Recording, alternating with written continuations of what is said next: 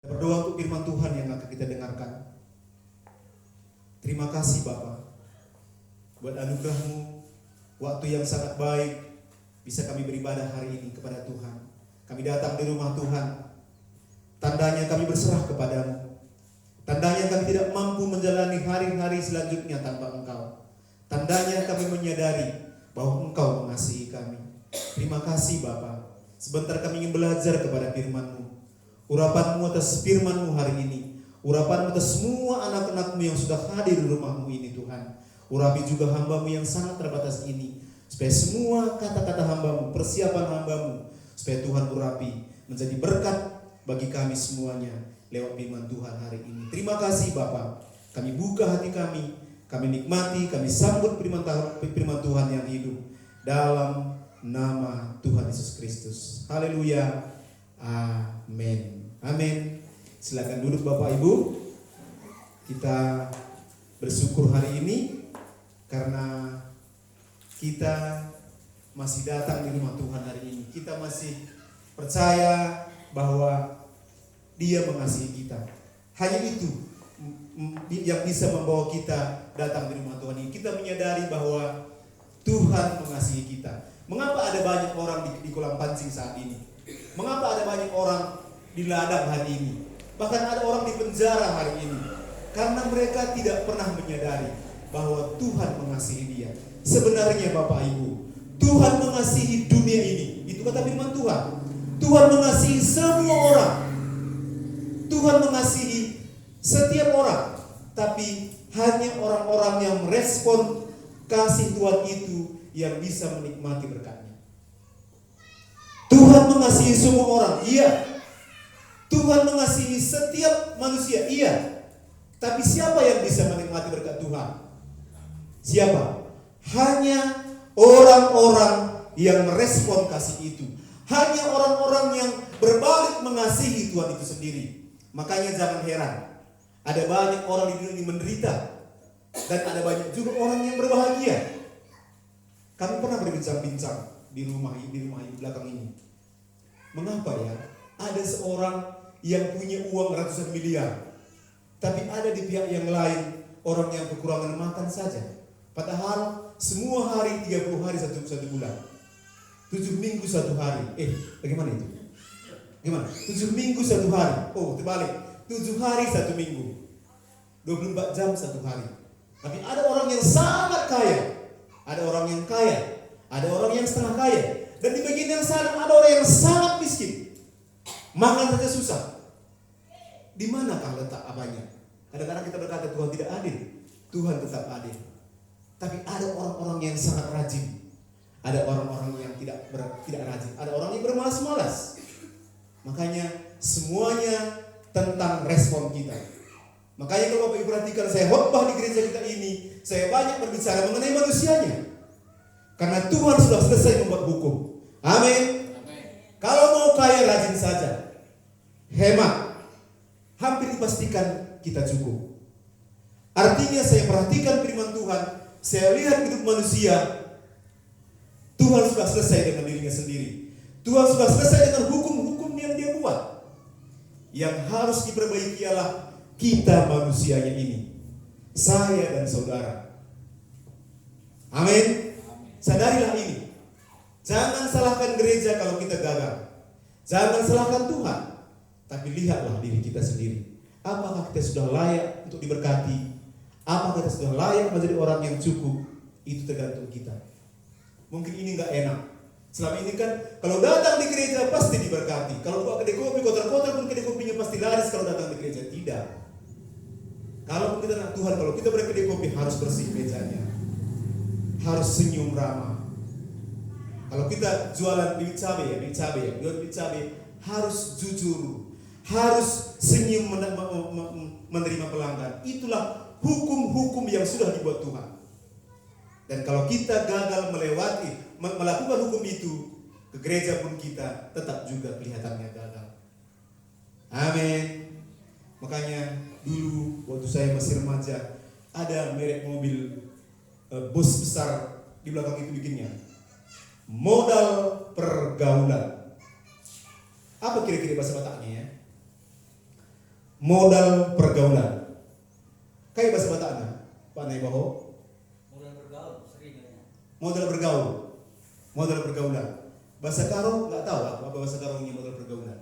Artinya mungkin pengusaha bus itu menyadari bahwa lewat pergaulannya lah dia bisa beli bus yang besar itu. Pada waktu itu kalau bus itu hebat kali lah. Begini di belakang besar kali itu, sebesar hidupnya. Modal pergaulan. Hari ini Bapak Ibu, saya ingin menyampaikan sebuah topik yang bisa membawa kita kepada berkat Tuhan dengan judul menjadi sahabat semua orang. Tuhan ingin sekali memberkati kita. Tuhan ingin sekali memberkati Pak Tobi, Pak Naibaho, saya, semua kita. Tapi kita harus sesuai dengan orang-orang yang layak diberkati oleh Tuhan. Makanya hari ini salah satu supaya kita bisa diberkati oleh Tuhan, kita harus menjadi sahabat semua orang. Kalau tidak, berkat Tuhan itu lama baru sampai. Mari kita buka kitab kita dari Matius pasal 11 ayat 19. Matius pasal 11 ayat 19. Dari ayat ini kita bisa belajar bahwa Yesus Tuhan kita, Yesus Juru Selamat kita itu adalah orang yang bergaul dengan semua orang. Makanya pada waktu itu ada orang-orang Farisi yang tidak setuju dengan apa yang dibuat oleh Tuhan kita Yesus Kristus pada waktu itu. Matius pasal 11 ayat 19. Dan lewat ayat ini kita akan belajar bagaimana kita bisa memperoleh berkat Tuhan saat kita bisa menjadi sahabat semua orang. Ini tidak gampang, tapi ada pelajaran-pelajaran yang coba kita lihat dari firman Tuhan hari ini. Matius 11 ayat 19. Kalau sudah ditemukan dalam kitab kita akan lihat dan kita akan baca bersama-sama. Kalau tidak bawa kitab, lihatlah di layar kita ini. Kita baca bersama-sama ayat 19. 2, 2, 3, ya. Kemudian anak manusia datang, ia makan dan minum, dan mereka berkata, lihatlah, ia seorang anak dan peminum, sahabat pungut cukai dan orang berdosa. Tetapi firman Allah membenarkan oleh perbuatannya. Lewat ayat ini kita bisa melihat bahwa Yesus adalah pribadi yang menjadi teman atau sahabat semua orang pada waktu itu. Waktu itu kalau dia seorang imam, seorang ahli Taurat, dia mungkin gak bisa bergaul dengan orang yang berdosa menurut dia. Sekarang pun saya lihat sama.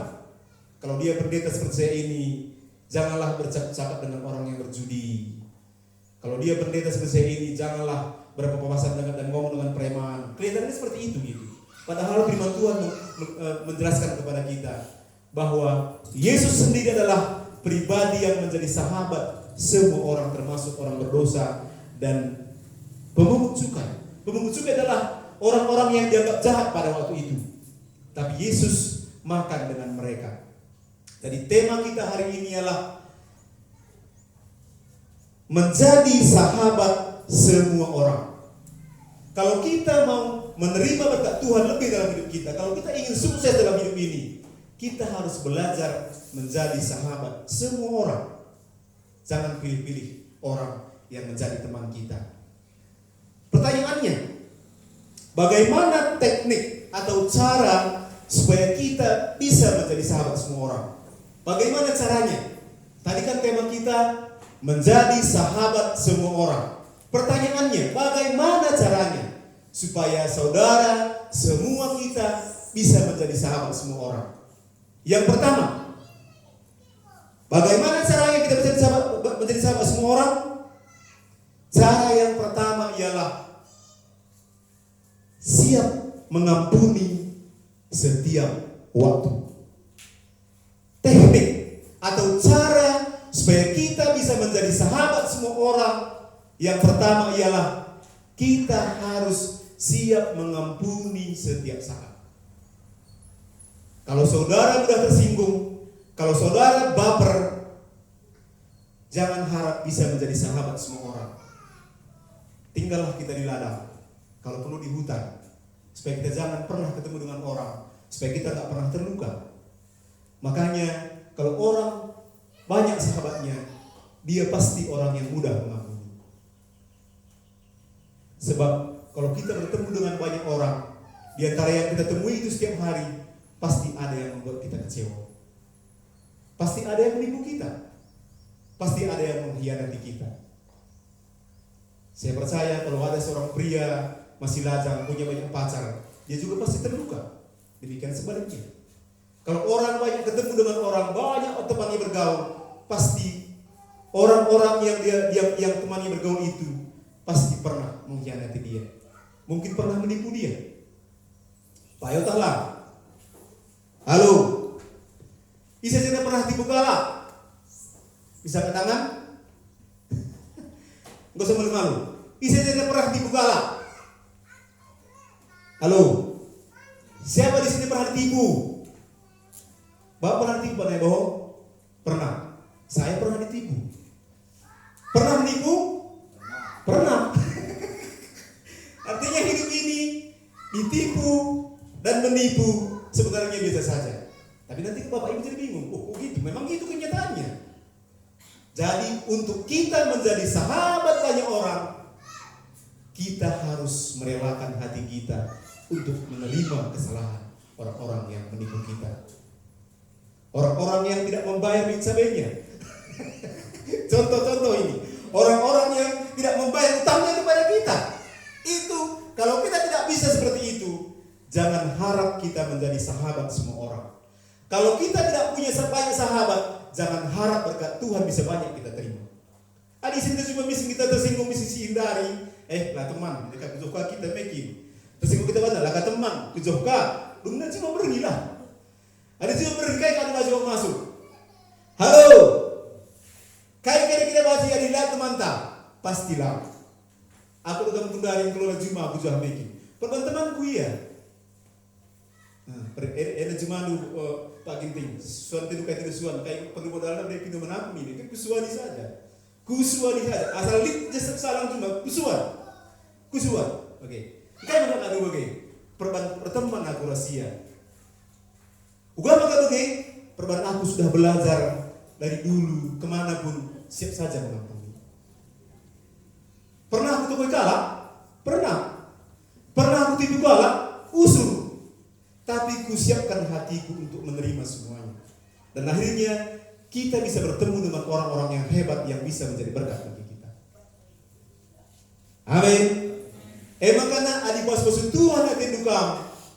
Jadilah sahabat bagi banyak orang. Untuk menjadi sahabat bagi banyak orang, saudara harus siap mengampuni setiap waktu. Amin. Mulai sekitar bagi guru miskin dari SKT kita. Dan negara kuat bikin pindah ke jauh SKTK kita. Akhirnya kita harus tinggal di hutan pada ini. Tapi walaupun dia melukai hati kita, tetap saja kita ampuni dia. Gak apa-apalah. Dikit-dikit dia tipu saya, gak apa-apalah. Kutip pada sebenarnya, aku pernah tipu kalah lebih 100 juta. Asal gundari aku temannya dengannya. Halo bang, halo nih. Lalu masalah. Tapi kulihat ada berkat-berkat Tuhan yang di tempat yang lain. Intinya, kalau kita mau sukses, salah satu caranya kita harus bergaul dengan banyak orang. Supaya mana tahu ada peluang-peluang sukses lewat dia. Untuk kita bergaul dengan semua orang, kita harus siapkan hati dan pikiran kita untuk selalu mengampuni. Amin. Harus mengampuni. Kita baca satu ayat dalam Matius 18 ayat 21 dan ayat 22. Inilah pesan Tuhan Yesus kalau kita dikecewakan orang. Inilah pesan Tuhan Yesus kalau kita ditipu orang dikit-dikit atau banyak-banyak. Inilah caranya. Buka Alkitabnya dan kita baca bersama-sama Matius 18 ayat 21 sampai ayat yang ke-22. Supaya nanti jangan kita baper. Jangan mudah kali tersinggunglah.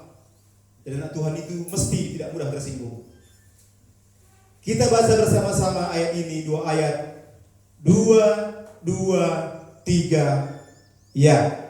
Kemudian datanglah Petrus dan berkata kepada Yesus, Tuhan, sampai berapa kali aku harus mengampuni saudaraku jika ia berbuat dosa terhadap aku? Sampai 7 kali? Yesus berkata kepadanya, Bukan, aku berkata kepadamu, bukan sampai 7 kali, melainkan sampai 70 kali 7 kali. 70 kali 7 kali, gak tahu berapa kali dalam satu hari. Artinya Bapak Ibu, pesannya jelas bagi kita. Kalau kita ingin sukses, kita harus bergaul dengan banyak orang. Supaya kita bisa bergaul dengan orang banyak, kita harus siap mengampuni satu hari 70 kali 7 kali dengan satu orang. Kalau itu kita praktekkan, kita pasti punya banyak sahabat. Kalau kita punya banyak sahabat, kita pasti punya peluang untuk sukses dalam hidup kita dimanapun kita berada.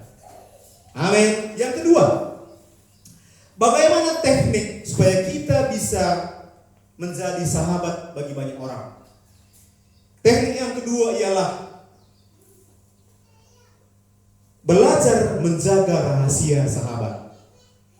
Setiap orang punya rahasia. Bedakan teman dengan sahabat. Semua kita punya teman, tapi tidak semua teman kita sahabat kita. Biasanya sahabat itu biasanya orang akan menceritakan rahasianya hanya kepada sahabatnya. Dan Bapak Ibu harus tahu, semua orang di dunia ini pasti punya rahasia. Saya punya rahasia yang tidak pernah saya ceritakan mungkin kepada siapapun, termasuk juga kepada teman-teman dekat. Tapi saya akan ceritakan kepada sahabat saya. Setiap orang kita pasti punya rahasia. Jangan munafik. Rahasia artinya hal yang tidak bisa diketahui oleh banyak orang. Dan Bapak Ibu harus tahu, setiap orang yang pernah hidup pasti punya rahasia. Dan rahasia itu hanya akan diceritakan kepada orang yang dia anggap sahabat.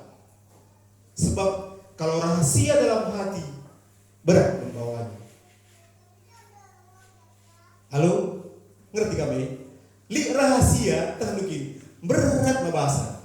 Tapi diturikan man skala jelma. Sahabat. Itu akan ringan bagi kita. Tapi namanya rahasia. Kalau diketahui orang, itu menjadi jelek bagi kita. Teknik yang kedua, supaya kita bisa menjadi sahabat semua orang, bisa menjaga rahasia. Aku lakukan entah pernah sahabat dulu ya bandu, ceturi kena simpan dulu baik-baik atau ceturi kena umumkan dulu Facebook.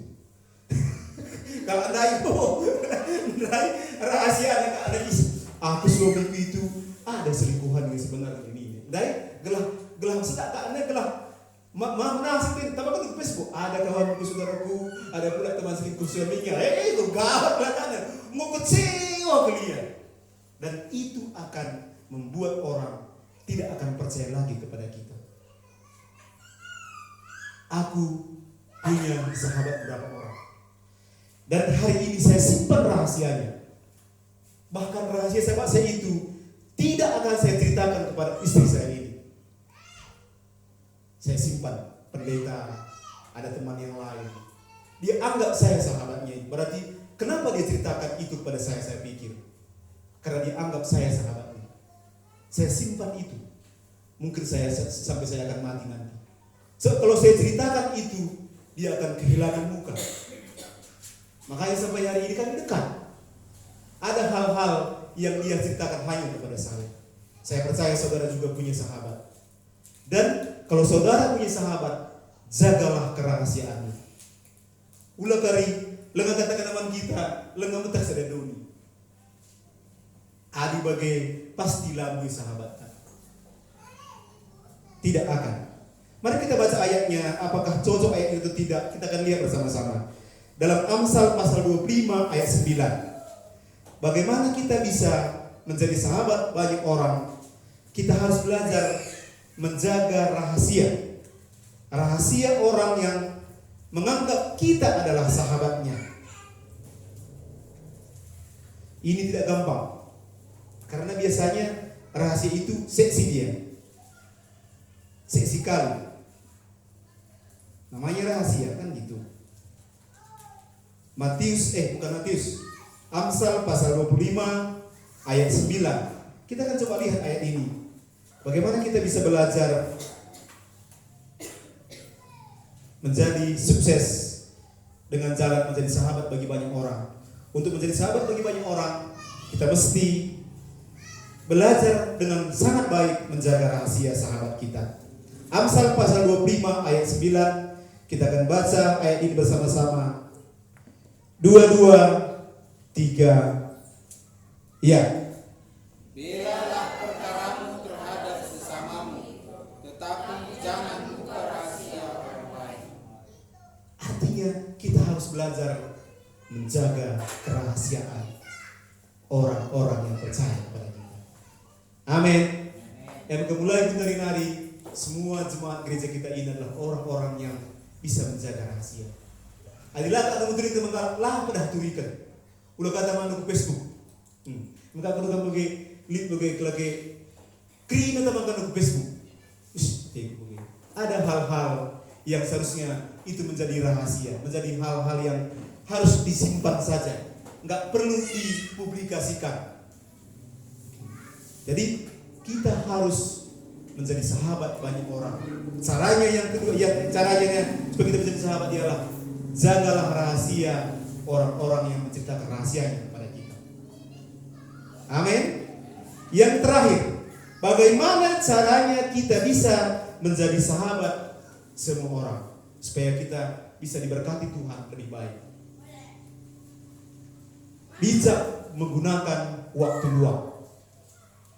Cara yang ketiga supaya kita bisa menjadi sukses dan menjadi sahabat semua orang ialah bijak menggunakan waktu luang. Ada banyak orang tidak bisa menjaga waktu, tidak bisa menggunakan waktu luangnya. Si paling jelas sudah terlukin kalau Karawedan, orang Karo ini pesta-pesta.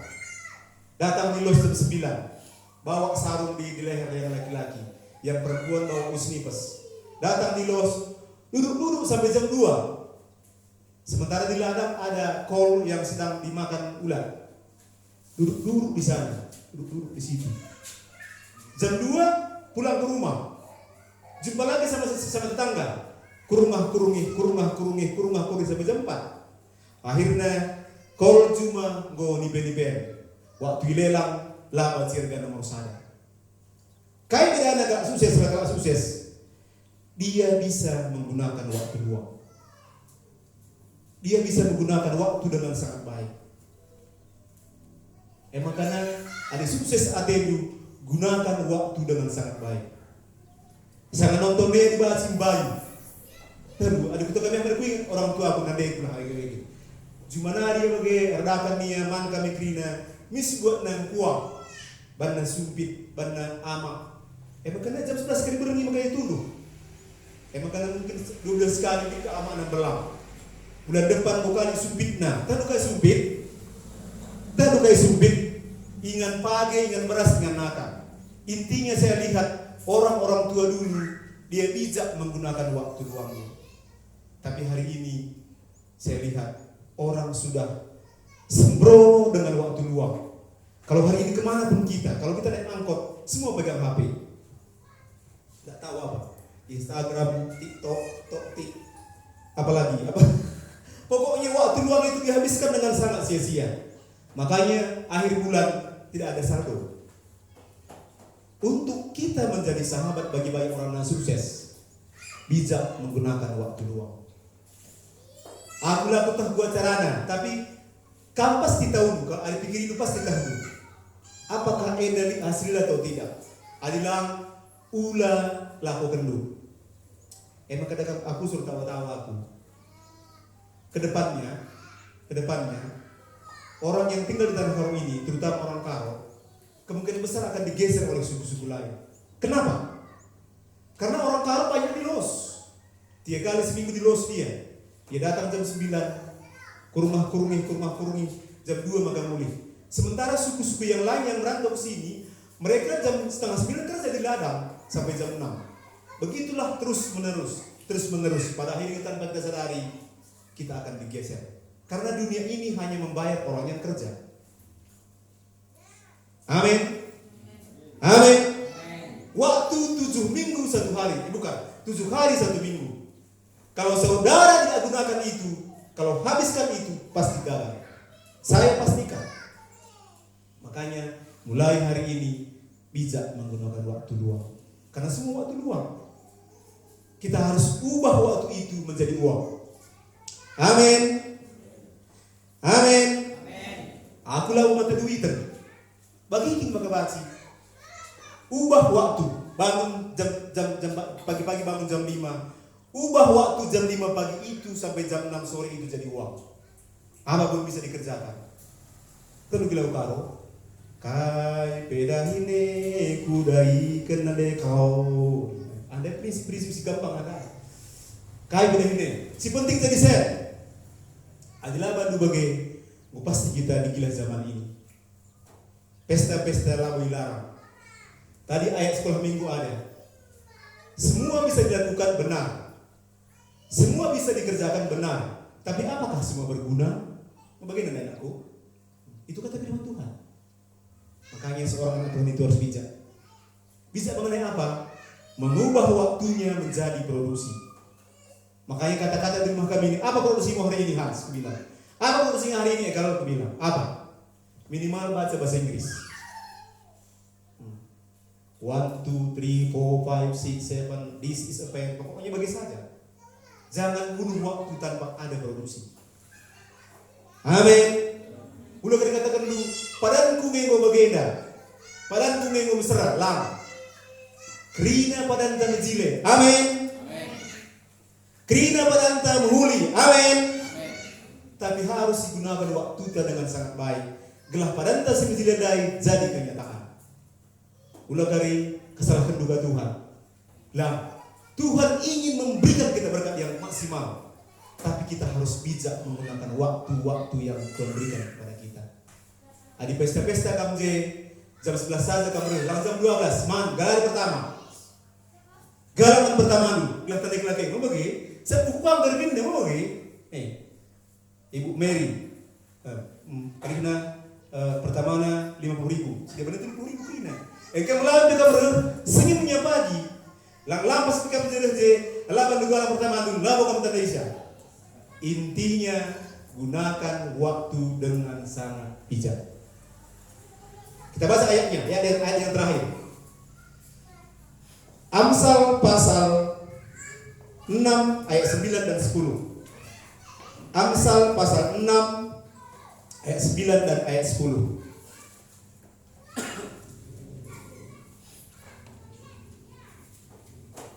Kita harus menjadi orang-orang yang menjadi sahabat semua orang dan bisa sukses dalam hidup kita. Sukses artinya bukan menjadi orang kaya, tapi kita bisa mencukupi diri kita sendiri dan setelah itu kita bisa menjadi berkat.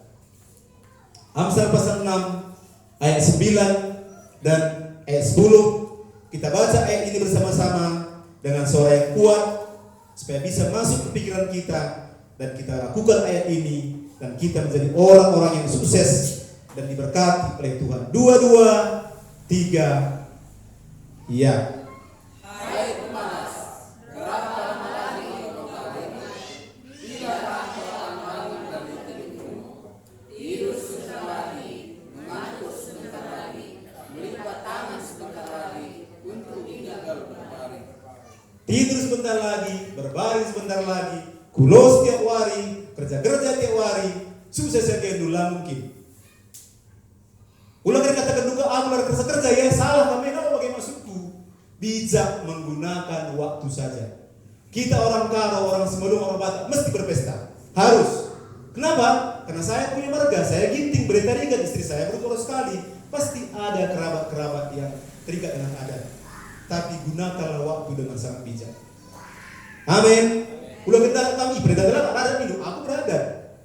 Aku ginting bertarikan sebero.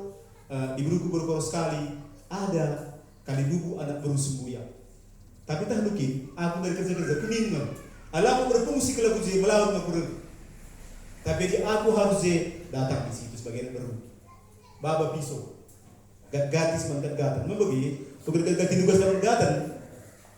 Intinya setiap anak Tuhan yang mau diberkati dia harus bijak menggunakan waktu. Kalau tidak kita akan kekurangan. Kalau tidak kita akan miskin dan kita akan menjadi beban bagi tetangga kita, bagi gereja, bagi negara kita ini. Dan negara tidak Link 10 kali kalau miskin si harus tanggung negara. Sementara aku baca data, hanya 9 juta orang kaya yang bayar pajak. 10 juta rakyat Indonesia harus dibiayai beras tiap hari. Tiap bulan mereka harus ke negara. Apa begini? Telur beras Anda bantu pemerintah Anda. 10 juta kalau miskin si harus tanggung negara. 10 juta kalau banyak si harus bayar pajak, serban pasar, gaji pegawai, kerinana. Di bagian negara dia akhirnya lobo di kita maju. Apa yang mau saya katakan? Saya mau katakan anak Tuhan di gereja kita ini harus bijak menggunakan waktu. Supaya apa? Supaya kita semuanya diberkati Tuhan. Tahun depan kita menjadi orang-orang yang cukup dengan diri kita sendiri. Tahun berikutnya kita menjadi orang yang berlebih sedikit. Kita bisa bantu teman kita. Tahun ketiga kita bisa beli rumah. Beli tapak dulu, beli tapak. Tahun keempat kita bangun rumah. Tahun kelima kita undang orang untuk bangun rumah. Amin. Senda ko basta nakakina. Buta gini. Bacuma berubah sen grina. Uga carana suatkan tentang. Uga carana suatkan sempait. Uga carana suatkan pak coy. Terus nade coy. Senda ko ampar gini bacuma. Uga betul gini alam terjuma bagaimana gini muncimia. Gak bosen grina ini. Mau berkentang aku bosen ini. Begitulah. Kentang kami cuma umur 60 hari. Mungkin 40 hari nari bisa disena. Uga mana bagi berapa disuatkan. Artinya uang tadi itu ampar semua di situ. Tapi ada proses bagaimana itu bisa masuk kantong kita. Makanya kalau tinggal di Sukadaru ini, kalau kita bisa menggunakan uang, pasti sukses. Ulah cuma ditogel, saja masalahnya. Aku usul kota mesin kopi. Di Sukadaru ini tinggal, pasti sukses. Suami istri saja nggak mau saja benda hinta. Asal aja cuma togel, pasti sukses. Kalau bukan 200.000 sedawani, kayak depan baca kris 200.000 ya. Tukur daging wili harga 30.000 nggak? Mana di bawah 30.000. Intinya sukses itu sudah depan mata, tapi kita yang mesti berubah. Amin.